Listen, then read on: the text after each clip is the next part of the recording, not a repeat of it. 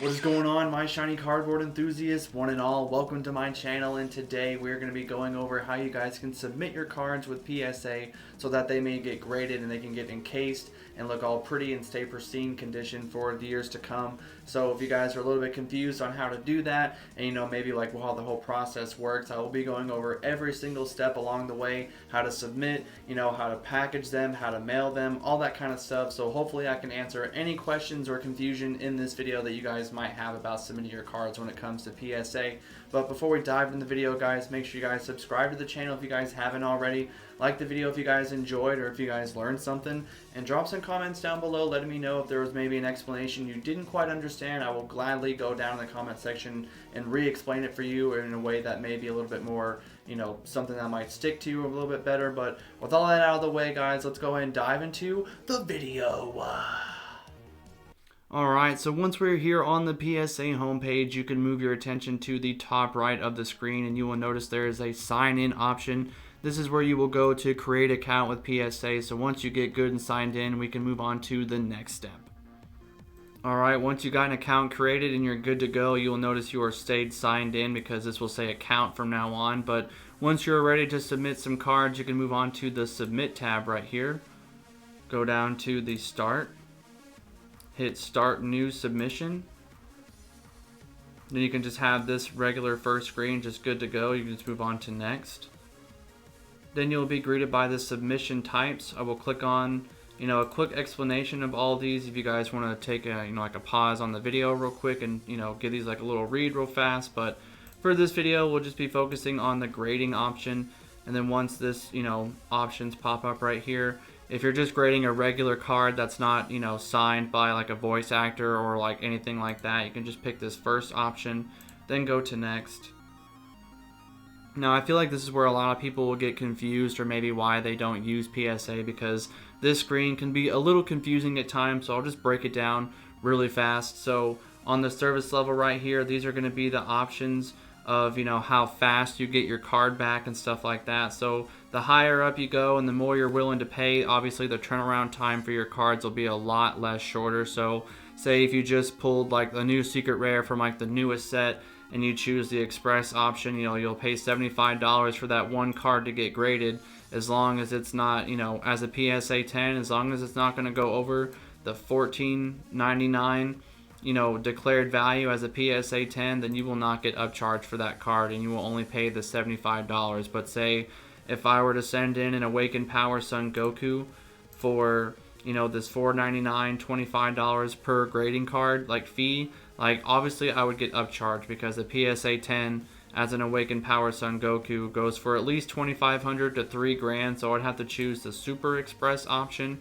and I would have to pay that $300 for that one card to get graded. But it's a really expensive card, so that's why I have to do it like that. I can't choose this lower option, because if you choose this option, you're breaking the max declared value per item like terms right here. So that's how you will get upcharged. So make sure you do a little bit of research on your cards whenever you're sending them to get graded. If they're not stupid expensive, if they're not over the $499 value as a PSA 10, because that's what this declared value means. This is considering it getting a 10. So as long as you're not submitting cards that are going over this value, then you will be good to go. So for this video purposes, we will just be doing the value option, because this is not a bad option right now. They just added it as of 2023. So for this video, we'll just move on with this option.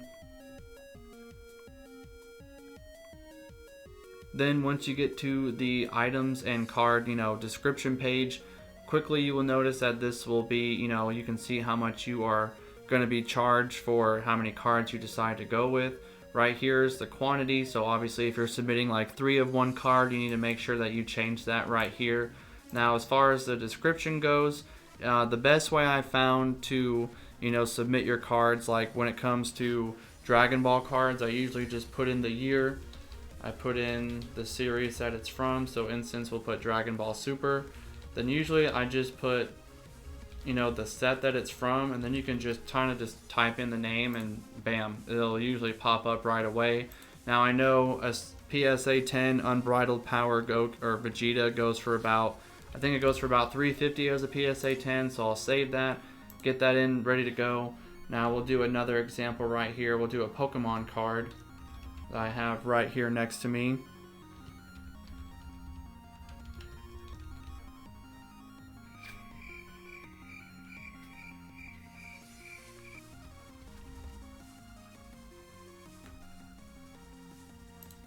Now, as you can see, with Pokemon, you do have to kind of, it is a little bit different. Like, I know earlier when I tried to do it, whenever I just typed in 2021 Pokemon Evolving Skies, and I just typed in Rayquaza, it didn't quite give me the full art, you know, VMAX secret rare that I was looking for. So you do kind of have to need a little bit of the information for Pokemon. So definitely do keep that in mind. And I'm pretty sure the value for this card as a PSA 10 goes for about like, I think it's about $345. We'll just say $350 as well. So go ahead and save that. Get them both down here. So now I will say, do keep in mind that whenever you're submitting your cards like this, later in the video I will show you guys how to package these, because whenever you're putting them in this order, you do have to follow this order for submitting them as well as packaging them. So definitely do keep that in mind. So we'll move on to the next page right here.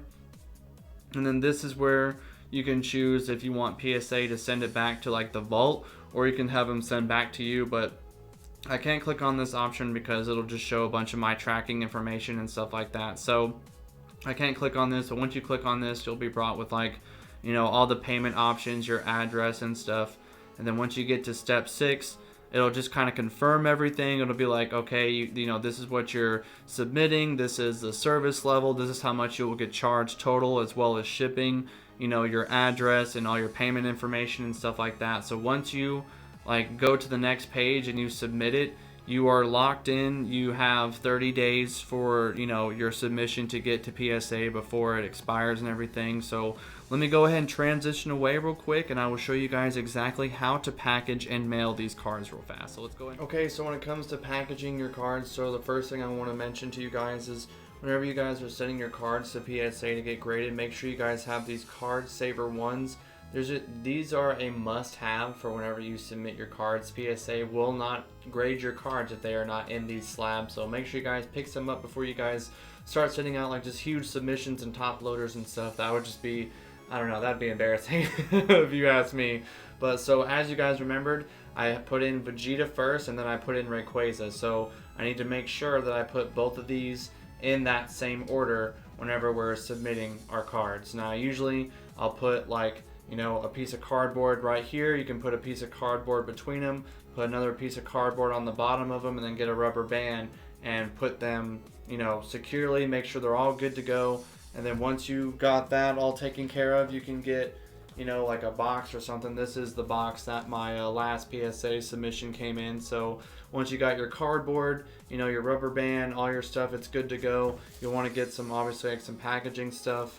You'll put it in there, make sure that, you know, they're in the same order that you submitted them in. Put your packaging stuff in, and then also whenever you'll have some papers to print out.